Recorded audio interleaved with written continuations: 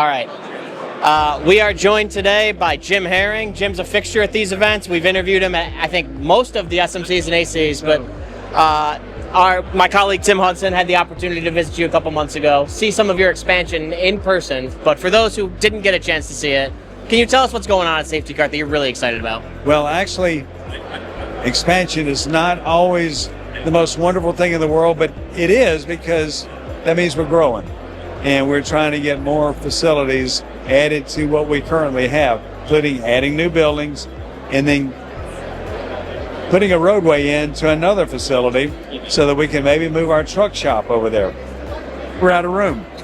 I mean, out of room is good. That means you're doing well. It is, yeah. So, for the customers, what's this going to mean for them? Is it more make you more efficient, more product, what? Well, we hope it's going to make us more efficient because we've got more equipment that we just purchased at FabTech, tube lasers to go with the lasers that we currently have.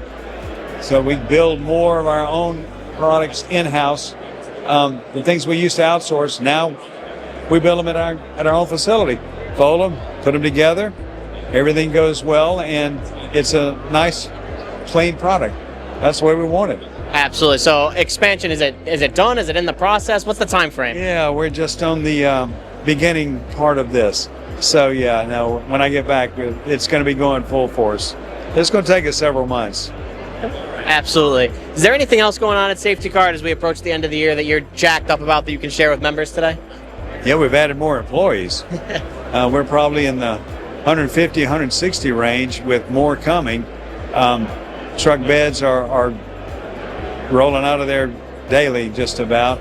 Our cart business, our cage business, our pallet business, everything is up. So again, the welding industry has been good to us. And you've been good. You've been good to us. So, well, there you have it. Straight from the horse's mouth. Business is good in the cylinder cart business. So, Jim, thank you so much for being with us. Thank you, Steve.